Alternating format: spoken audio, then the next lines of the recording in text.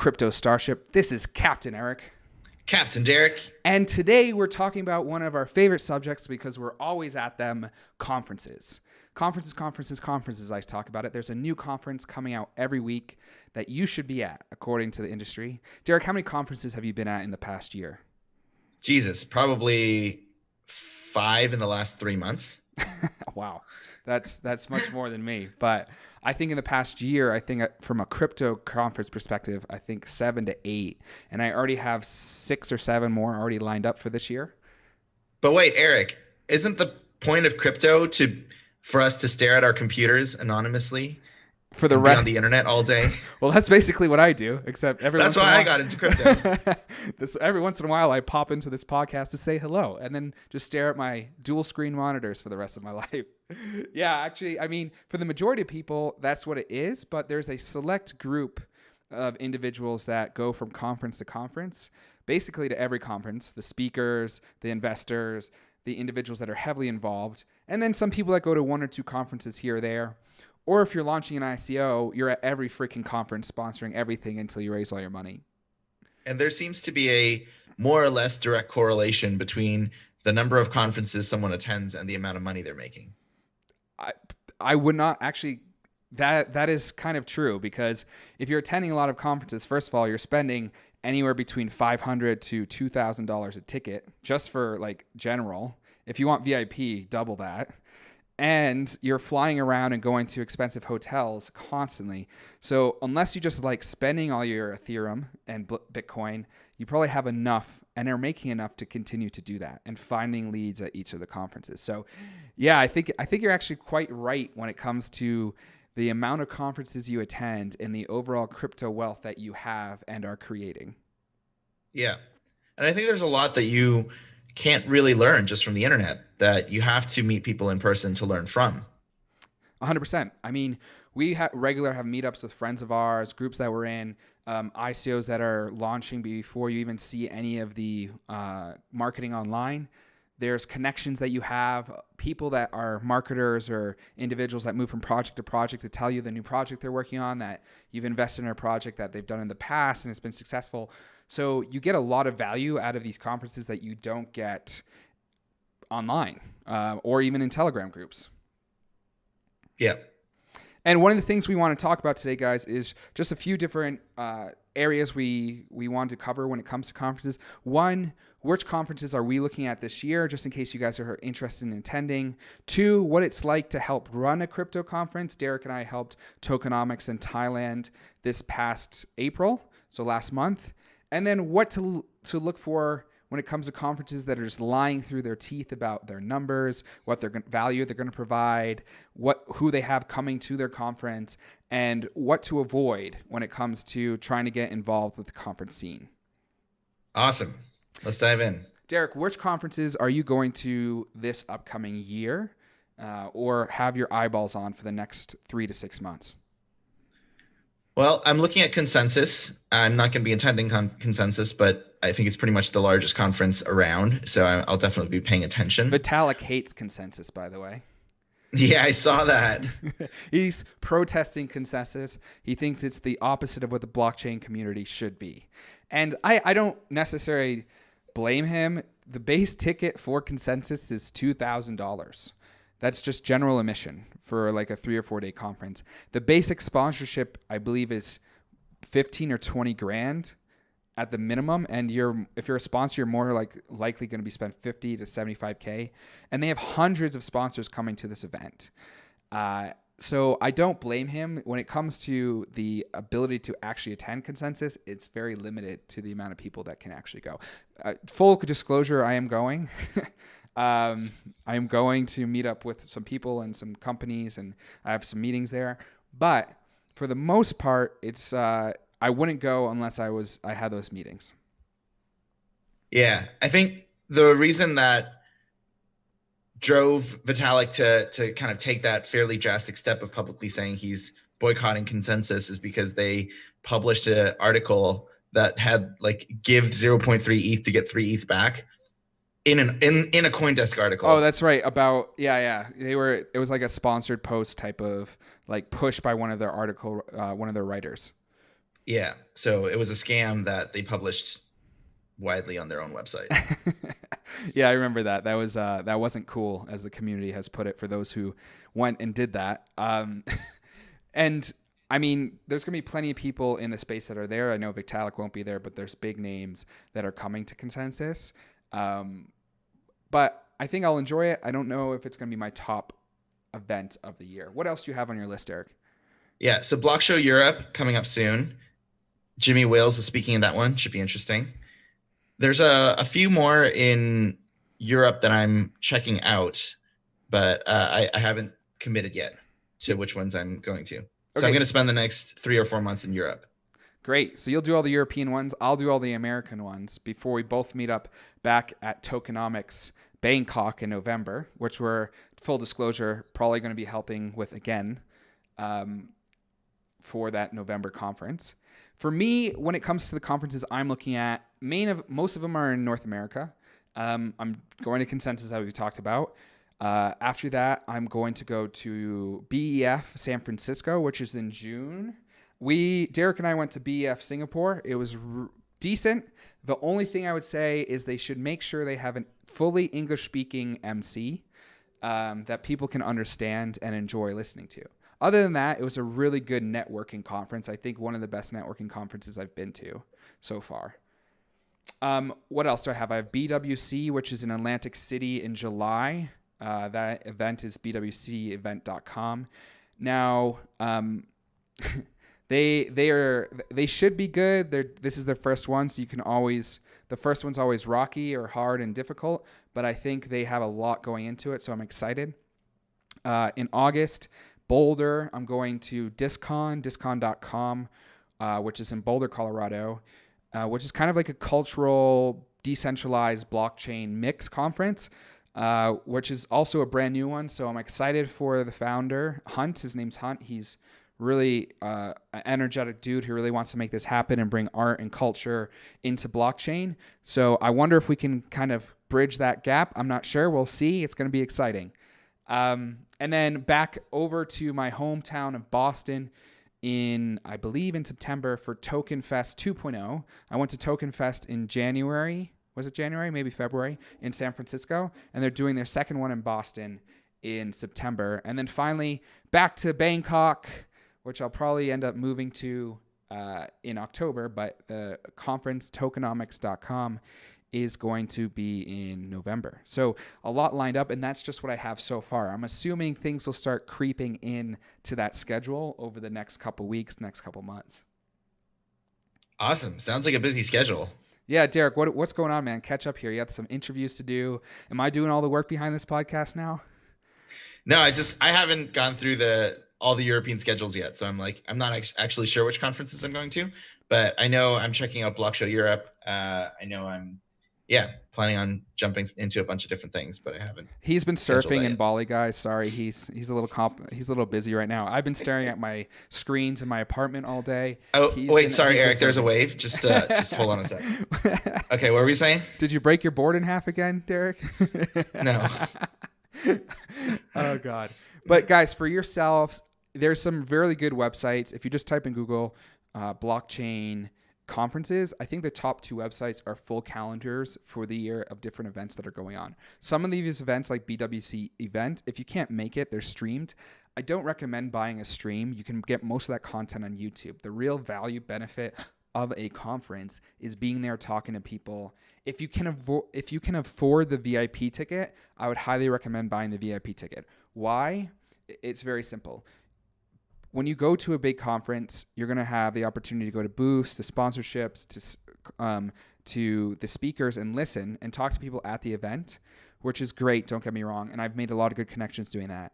But the best connections I have are from the individuals that spend a little bit more, go to the dinner, the VIP parties, having conversations for 3 or 4 hours, exchanging business cards, having conversations, coming onto our podcast, stuff like that. It's much more valuable, I believe, even if it's $200-$300 more or even $1,000 more. If you have the money to spend, you'll probably double, triple, quadruple your profit off of that alone just by having the right conversations. Yeah, and if there's something you can do to not just be an attendee. So when I was attending conferences, and interviewing people for the podcast, I was able to get access to a lot of the top level CEOs, founders, et cetera. And it's a very different experience going to a conference where you're meeting all of the founders, investors, interesting people, rather than just attending, sitting in the attendee chair, listening to talks, and then going home. You're actually networking, building your network, and meeting some really interesting people and having really deep conversations. So whether that's some kind of project you're working on, or if you're fundraising for a project, or if you're actively just finding some way to contribute to the ecosystem that isn't just attending, but something that can get you in front of a lot of different people, I think participating in the conference as an active participant really changes the experience. Yeah, and one of the hacks that I have is when you're having those conversations and you're meeting with these people, grab their Telegram and don't just take their Telegram and never do anything about it. Follow up the next day, follow up in a week, be the guy that continues the conversation and becomes the connector, and make sure people constantly are messaging you asking for advice, or if you know anybody that can help with X, and you can start those connections. And it's a great way to keep the conversation going. And find many opportunities after the fact. The one thing that people leave on the table after they spend all this money is they don't continue to follow up. You should literally follow up as if, I hate saying this, as if you're selling something to them, even though you're not, right? So if you worked as a salesman at a company, you would follow up every week, every couple weeks, every month, see how everything's going. In this case, do the same thing, but you're not selling anything. You're just keeping the relationship going. So I think that's extremely important if you're going to invest that money in a VIP ticket, to keep those connections for the long term. You never know where those are going to lead. There's multiple interviews, job opportunities, investments that I found through those conversations, which I think is extremely important. Nice. And so the other thing that I really wanted to cover here, and Derek, I know you have some thoughts on this as well, is all these conferences are great, and you're going to find probably one every week near you, or a couple flight, like a 2-hour flight away from you.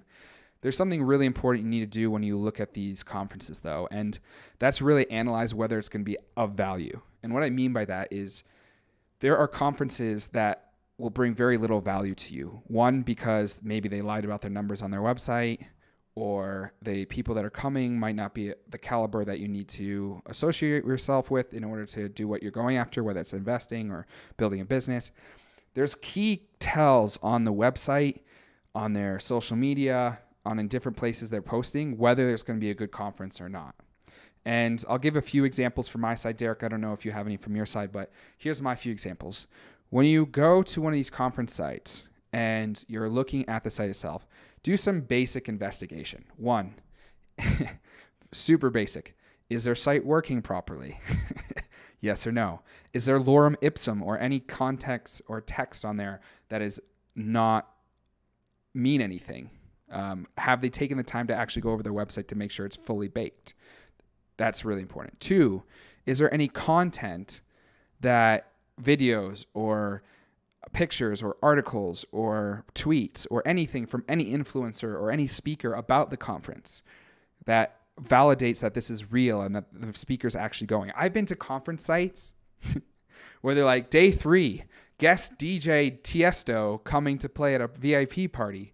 And then I went to Tiesto's website and he's halfway across the world that day at a show. There's no way he's going to be at that event. So misinformation to bring you in, where they're going to change later on to something else, saying, oh, he couldn't make it or he canceled. Those are very clear signs where they're just trying to market to people to bring them in, but they're not a legitimate conference. Another thing to look for, go to their sponsorship page and see who's sponsoring, right? If there's a lot of sponsors, they're more likely to have real industry speakers coming, real industry companies coming, and it's going to be a better conference. If they have a few sponsorships, it's most likely going to be not as big of a conference. So those are very clear tells. And then if you want to email the organizers and say, hey, just want to get the numbers for the conference, if they're reluctant to give you the numbers, they're probably low. Yeah, and I think for me, the biggest thing I look for is the headline speakers. A lot of these conferences, when you're looking at the agenda, they only have the topics. So they might say, day 1, ICO investing and day trading and regulation. But there's no names attached to those topics. They're just topics. the high quality conferences, typically they have a few well-known speakers. So they might have Vitalik from Ethereum, or Dahong Fei from Neo, or Jack from OneChain, right? There's a few headline speakers that you can look at and say, okay, these are reputable people who are coming to the conference and speaking about whatever subject they're speaking about. If it's a conference that doesn't have any headline speakers, or if it's just an agenda without actual names of people attached to it, I'm quite cautious of it. If they have several high quality speakers and then the rest are, decent, not necessarily people we might know, but they have at least a handful of people who have a strong reputation in the space. That's really what I look for. Yeah, exactly. If we go back to Tokenomx, Tokenomx was put together in about 2.5 months, which is crazy to begin with. The honest story is January, it was decided that Tokenomx was going to be created. Went to BEF, which was in the beginning of February. They put the website up in the beginning of February, and it happened 2 months later. There was about 300 plus attendees in Chiang Mai, Thailand, which I think for a first conference in 2 months is actually great. And they had Data Dash, one of the top YouTubers, come and speak. What was really great is before that, during his live streams and other information, he was talking about it. So people knew he was going. It made it legitimate. He did an interview for Tokenomx, which was really important to validate that he was actually coming and wasn't just a picture from a website that was taken and he wasn't actually going to show up. He flew halfway across the world from the United States to Thailand for that event. And that brought in really good people. For 2 months, that's great. And now Tokenomx 2.0, when it happens in Bangkok 6 months from now, will be much larger. But it's extremely important. When you go on Tokenomx website, it shows very clearly who's actually going to be speaking. The only thing I would critique about our own website is the numbers were off. So, and this is something I would look for myself. It said 500 plus attendees. It ended up being 300 plus attendees. So that's like clearly something that we did wrong and should have been changed.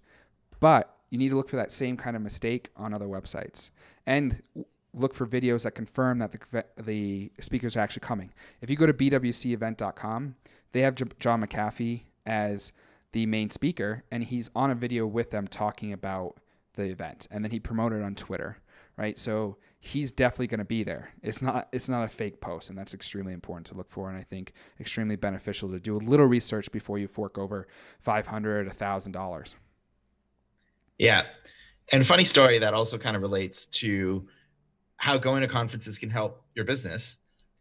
The way Tokenomx was launched was we all went to the conference in Singapore, and we were drinking, and we happened to meet Data Dash, and we all said, hey, do you want to go to McDonald's? And apparently there was a new vegetarian burger at McDonald's, and we were all a little tipsy, and we're like, how does McDonald's serve vegetarian burgers? This can't be any good. We have to find out if this is any good. McDonald's is vegetarian burger. And so we all decided that we were going to go trek over to McDonald's, and we did, and we got the veggie burger. And this is at 2 a.m, by the way, guys. This is 2 a.m. And this is how a lot of the networking happens. It's just you go to conferences, and the guy you're sitting next to happens to have the largest crypto channel in the world, and you guys go to McDonald's, and something magical happens as a result. Exactly. And then he comes to Tokenomx 2 months later, and he's a good friend now. Like, got his Telegram information. He might come out to the Boulder event in August. Who knows? We'll see. So this kind of stuff just evolves from being in the event. And when I went to Singapore, I had no clue I was going to be up until 3 a.m. eating Mickey D's and talking to Data Dash and putting on a conference. So like this is the crazy stuff that happens when you put yourself out there and talk to people. And I think that's one thing I want to re-emphasize here is take the time to get out of your room, stop trading, get on a plane, go to a conference, have some conversations, connect with people, get their information, just go and do something, It's extremely important. Your life will change a lot because of that. Derek's giving me the famous nod over there. Yes. Yep, Eric. Yep. This is where we end the podcast right here. This is the thumbs up ending the podcast today. Eric, we're out of information. Guys, I really hope you enjoy this podcast. Just want to apologize for some of the audio issues that we were having in the last podcast. We're trying to find a balance between doing this podcast and the other businesses. So I hope you guys are still enjoying it. Please, please, please leave us a review on iTunes. Join our Telegram group, Crypto Starship Podcast. and let us know how you feel. Send us some information, ask us a question, get involved. We love you guys, and we will talk to you next time. This is Captain Eric. Captain Derek. And we'll see you on the Crypto Starship on Wednesday. See you there. The Crypto Starship is a production of Starship Media LLC. The contents of the show, including our videos, podcasts, and our website, are provided for informational, educational, and entertainment purposes only.